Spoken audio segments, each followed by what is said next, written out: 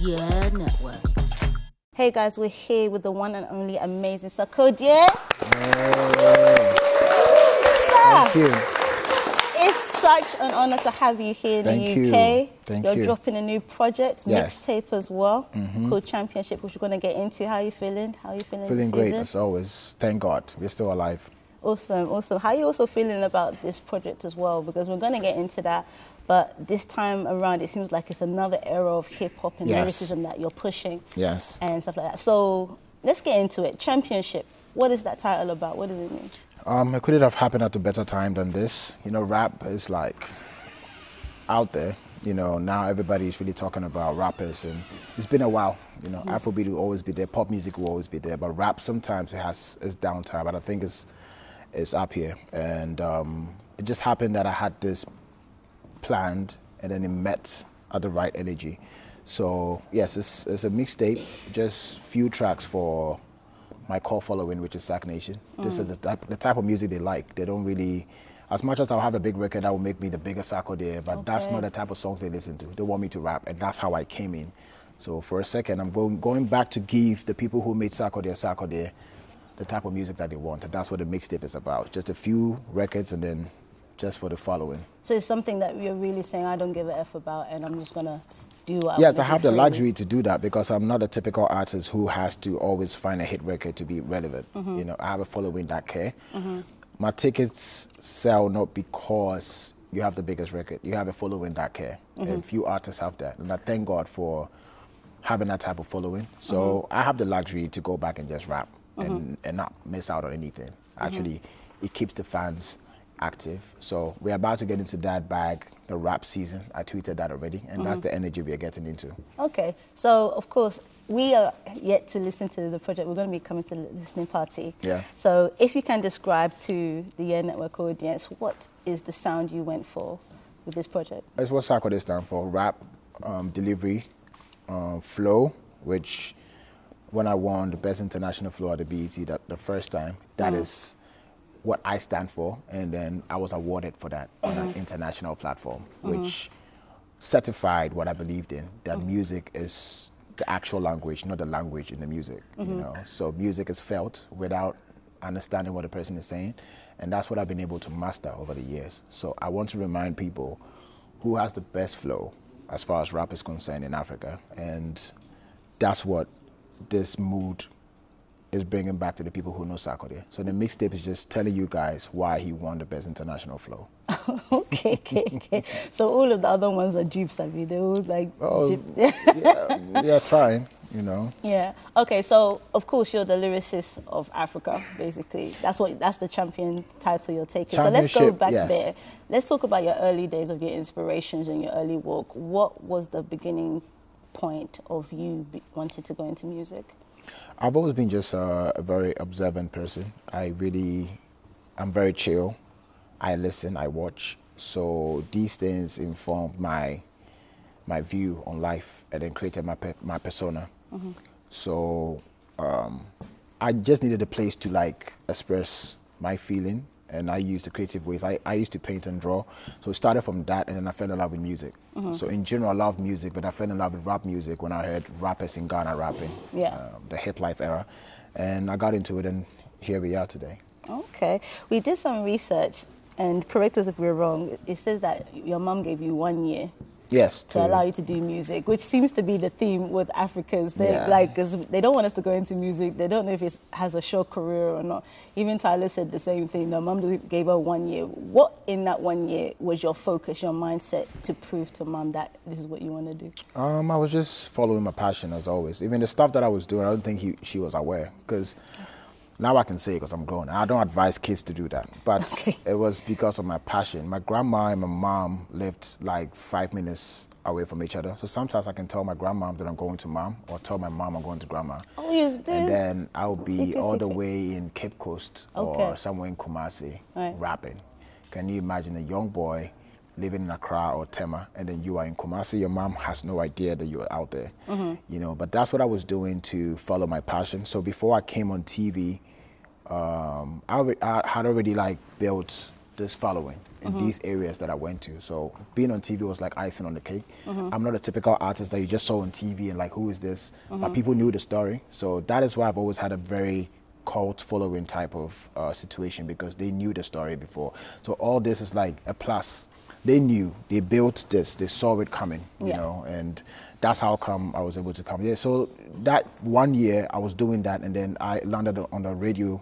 I don't think she even knew, because Sarkodie is not my name, so she doesn't know who the person is. So I think she was in a taxi, and the taxi driver was talking about me, you know, and when she dropped me, when she came home with the taxi driver, I think somebody told her that Sarkodie is actually your son, you know that. And then the taxi driver came, took pictures, and then when she saw that, she saw, okay, this could be something. And then she gave me the chance to do it, and then we're here today.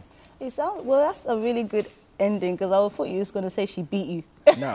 When she found out you was rapping, she used to beat me when I go to church. So yes, stop rapping. I started sneaking out. I couldn't control it. Now I was just going out around 9 when she's asleep and thinking she'll be sleeping when I get back. By the time I'm back, she's already up, you know, so I faced a lot, but I loved it. My mom shaped me to become a responsible person. So though I'm in the entertainment industry, I still have an approach of somebody who was being brought up in a certain type of way, you know, so it helped in a way. But I think as a typical African parent, telling them you're going to entertainment is like you're literally going to commit suicide or something, you know. My son is trying to do music or dancer or you know, it doesn't sound right. And not just them, the family members, friends, they're like, so you won't tell your son to find some work to do. You know, he wants to go and rap. Not even sing, rap. You know, singing is even different. But yeah, it's just a matter of building momentum, and she's seen me on stage and people loving what I did. Then she gave me the chance to do it. So one more question, was there a strong cult following for the love of rap when you was coming up, like a few of your friends, but it just hadn't broken out yet? It was there was a lot for it, because I remember when I used to travel, I always stand out when I go somewhere. I've never picked up a mic and then people were like, oh, he's okay. It's always been wow, you know. So I felt like I had more in me than just love and rap. I knew I was supposed to do this.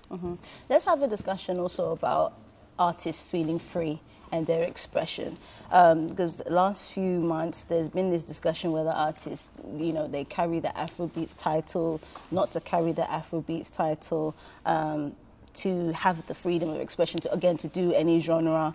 I was watching Adeshope's interview, and he was saying, okay, if Beyonce wanted to do an Afrobeats album, which she did, does that make an Afrobeat artist? Said no. So what's your thoughts on that, where there seems to be a tug of war where people feel like, oh, they're denying Afrobeats, and some people just say, well, I'm an African artist, but I want to be able to do different genres and feel free about it. What's your thoughts on that?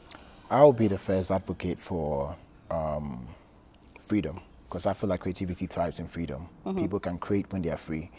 The best case scenario would have been that we all uphold Afrobeat, because this is a chance where we have gotten, I have the right to say I'm not an Afrobeat artist because I'm a rapper, you know, but this is a big umbrella that makes it easier for African artists. So being a part of it and repping it doesn't really hurt you that much. It's actually, it brings pride, you know. When I'm in the midst of rappers in America, I feel like a king when they see me to be an Afrobeat artist, though I'm a rapper. It doesn't really change much.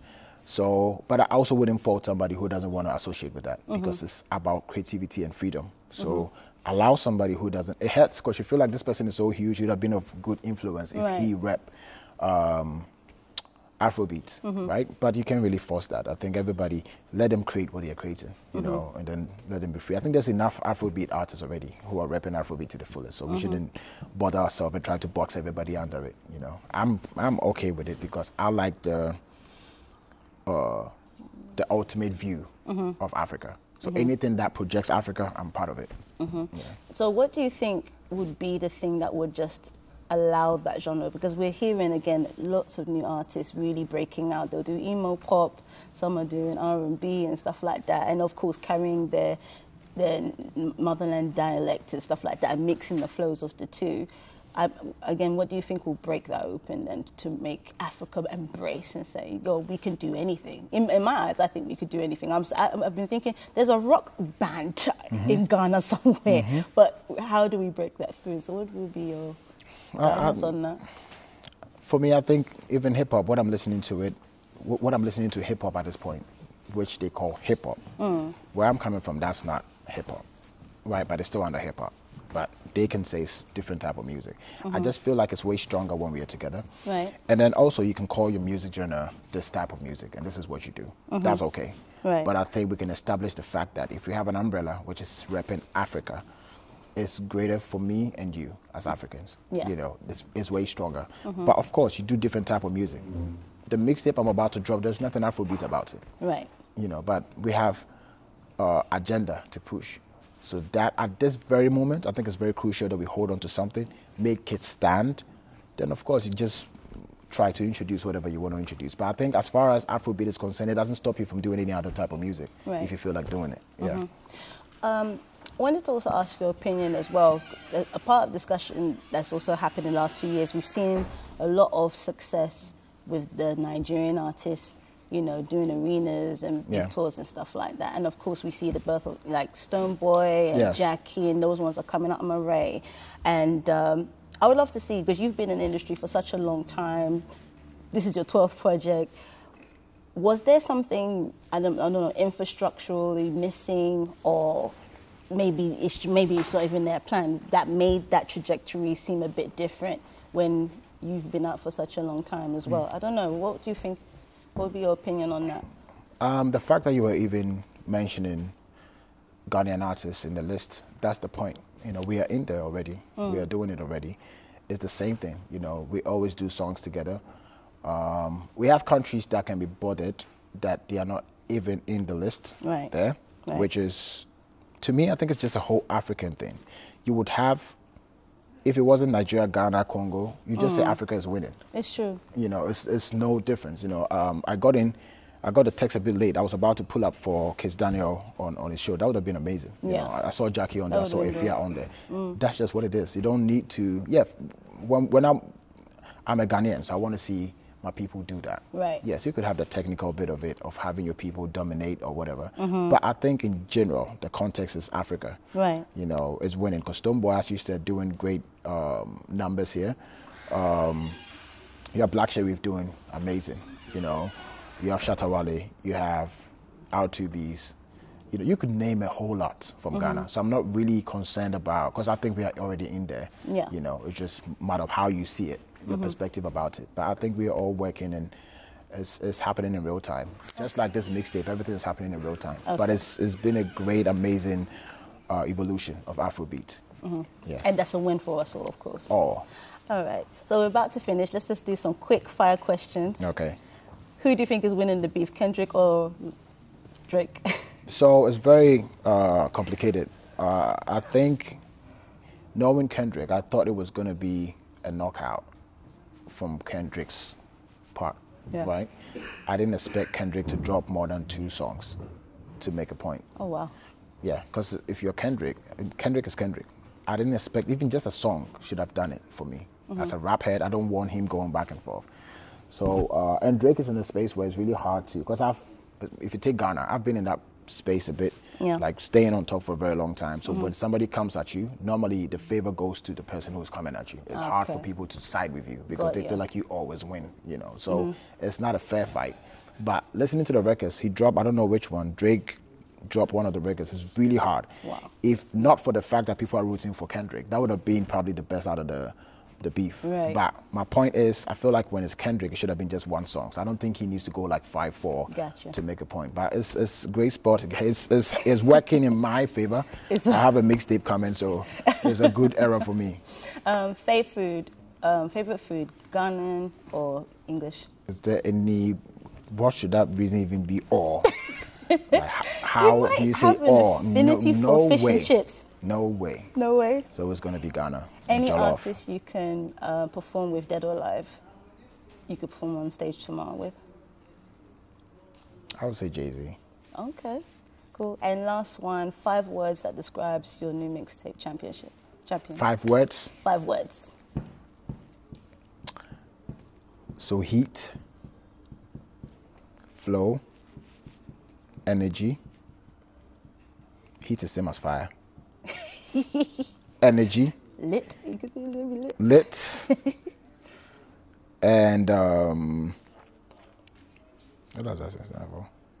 deep. Deep. Yeah. Okay, cool. All right, guys, this is where we round up and we leave this legend right here. And yo, make sure that you guys stay tuned to YEEEAAH Network for more of his content, and stay tuned for his mixtape coming out, Champion. Thank you for being with us. Thank you too. Have a good day.